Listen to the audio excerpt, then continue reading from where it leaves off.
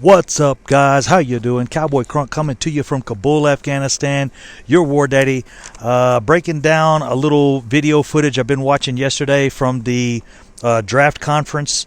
I wanted to go into that a little bit. I know it's been a little it's kind of old news, but I really broke that down. I watched it a few times and kind of taken some of the body language out of that and stuff that you see and some of the discussion there. Especially, I don't know if it was a good idea actually to have Gil Brandt up there, or maybe they're smarter than we all think. Man, he seemed to put a little bit of insight in there that, to me, I wasn't sure if they wanted out there or not. So let me go over what I was discussing. They did start off the conference, or the draft conference there.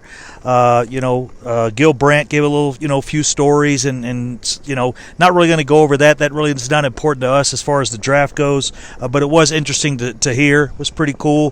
Hope you guys can hear me. Got some helicopter stuff going on in the background here. But it did look like, from what Stephen Jones said to me, I think they're pretty solid at sticking where they're at. Basically what Stephen Jones said as the draft talk started in the conference, Stephen Jones went into saying, you never know what's going to happen. We don't plan anything. It's not like they're looking to move up. It didn't sound like... It sounded like what they were content on doing is if the phone rang and somebody wanted to talk, yeah. But to reach out and get aggressive, it shows kind of like, to me, it shows a neediness, That would be like if you broke up with a girl and you just continue to call her, or you call her and said, hey, sometimes you stand back and you say, hey, if she wants to work things out, she'll call me. If she wants to give me a deal, so that sounds like to me that's what they wouldn't be interested in making a call, but if they receive one, they'll be cool with that. Gil Brandt went into talking about the top 15 to 17 picks are locks. They're going to be in the first round, and then he mentioned 17 to 70 is really deep. Now he's talking. It sounds like to me he's been around them while they're discussing all these things, or they must have discussed a lot of things right before they came out.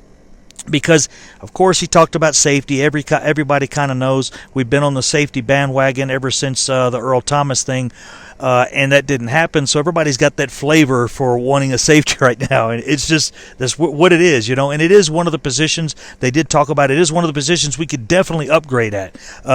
And in saying that, he kind of let the cat out of the bag a little bit. Right off the bat, it was like he kind of let them know, hey, we're looking at safety, and there was even one of the reporters even joked and said, so does that mean you're looking at safety?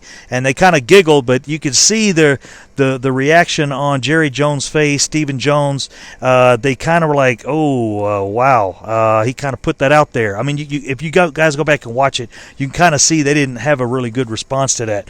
So, but in saying that, there was a lot of good discussion on running back, guys, and it almost sold me until I went back and looked at the 30-day visits. I did go back and look at the 30-day visits. I was thinking, what if we at 58 we go running back?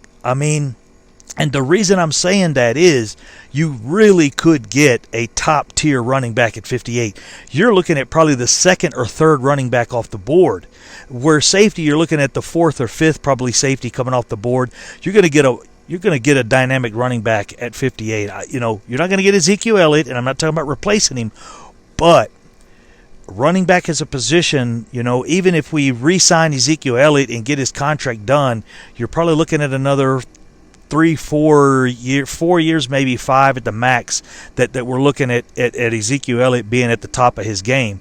So, you bring a guy in, you get that salary down, you maybe try to slowly replace Ezekiel Elliott, and I know that's something we don't want to talk about, but running back, man, the lifespan, you guys just got to look at it, is really, really so short. But then after I looked at it, I did look at the running backs that they're looking at, and they're looking at second round type running backs. But then again, I looked at safety. All the safeties they looked at were pretty much second rounders. There was a couple guys I actually pulled off and looked at there because they were talking about the height thing. They went into how Chris Richard has changed their dynamics in the secondary. He likes the tall guys. He likes the lengthy guys. So I did look. Deontay Thompson, is a good guy at 6'1". Another guy I looked at was Mike Bell. He would definitely be a third rounder.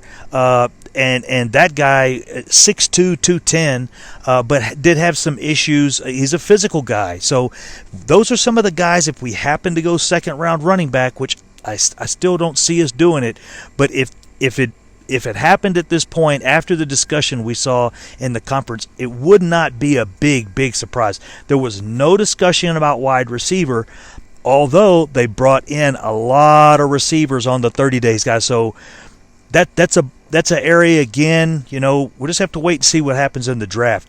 What I think they're going to do, and they did discuss this, they're gonna look at the positions they kind of need where we could do upgrades, and they're going to look at the best players on the board. You're going to look at the best player. If it happens to be an offensive tackle, if that's the best player on the board, they're going to say, do we need an offensive tackle? Well, second best player on the board is a safety. We actually need a safety. He's the second best guy on the board. Let's go there. I mean, they're going to look.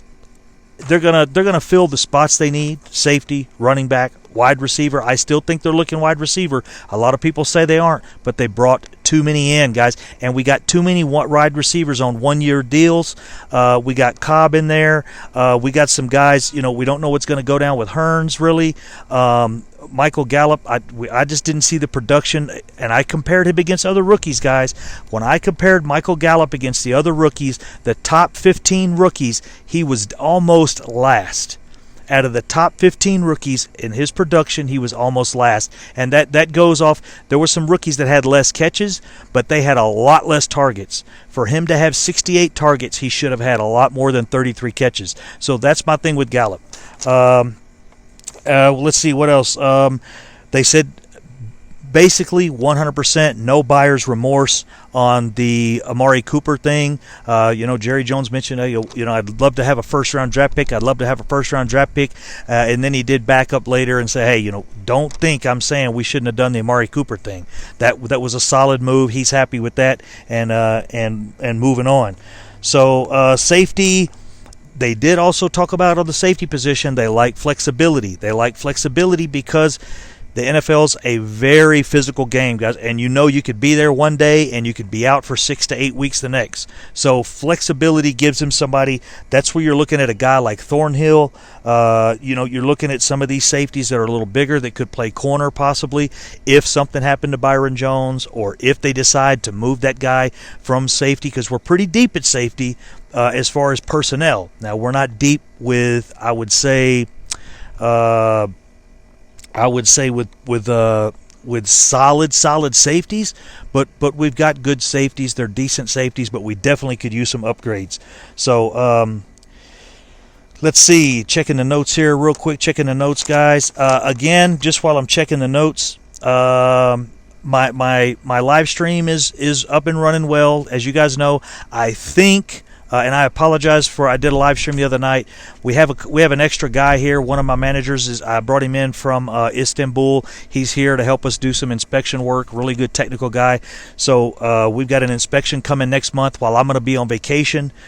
I can't move my vacation. There's too many things going on. My meeting in Washington and all of those things that I got, so I cannot change that vacation. So I brought him in he's going to run the inspection for me. But while he's here, my internet is really slow. So I'm going to cut back on the live streams. I'll do one when I get to Houston on the 22nd or 23rd. And I want you guys, somebody check out my Super Chat. I haven't used it yet. So I think it's working. And like I said, all the money and all the proceeds of my channel do go to Dak Prescott's Cancer Foundation. And I'll show that every month, and I'll do some shout-outs for that thing too. Tight end. They kind of stunted that. And what I mean by stunted it, they look like they cut that off.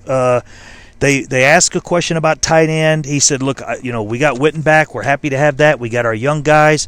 I think Witten is going to coach one of the guys we got on the roster, and it's going to be Schultz, Jarwin, Schultz, or Rico. He did mention Rico in the press conference. He said we've got young guys there that are competing. And there's no reason to bring in more competition. Now, if one of those guys don't show up this year and step out and help Witten's going to be there when we need him. Witten's going to be there on 3rd and 4, 3rd and 5, those kind of plays. But those other 3 guys are going to be expected. One of them is going to be expected to step up. And if they don't, now I see us next year, I think offensive tackle in the first round, and I know it's early to project this, offensive tackle in the first round and tight end in the second round, or vice versa, tight end in the first round and offensive tackle maybe in the second round. But that was it on the draft, guys, on the draft conference. It really, like I said, they had me convinced maybe a running back at 58, just because they really want to get somebody in there to help Ezekiel Elliott. Man, we're going to run him into the ground if we don't. But then after I looked at the 30-day visits, it just there are second-round running backs there, but some of those guys could fall into the third round. The 30-day visits were Pollard, Weber, and the guy from Alabama, Damian. I can't recall the name. The guy from Alabama, off the top of my head right now, I didn't write that one down. So, again, safety. I think at 58, it looks like it's pretty much a lock. If they get a running back at 58, it would kind of surprise me. But there's going to be some safeties there at 90 as well. And the guys that are at 90 are actually a little bigger. Those are your 6'1", 6'2" guys like Michael Bell, and the other one I wrote down was Deontay Thompson, which he looked really good in the beginning of the year, but had some issues second half of the year. He had some really gave up some big plays, got burnt deep, and didn't have the picks. So there's a big difference between 90 and 58 at safety when you got guys like ball hawks like Thornhill and Rapp, not so much a ball hawk, but a very intimidating safety. So that's where I'm at, guys. That was my breakdown of the conference yesterday. We'll see, guys, but they're definitely projecting the running back probably with that 90 pick, if not the 58. I doubt that, but and then we got wide receiver. If Hurd is sitting there at 126, I doubt he'll be there. The most recent I looked up on him, they're projecting him right around 90 to 100. So don't expect him to be there. Maybe he could solve a running back issue as well, just temporarily. So we'll see, guys. We're going to pan out on the helicopter there. I don't know if you guys can see it. I'm going to get out of here now. Zoom in maybe.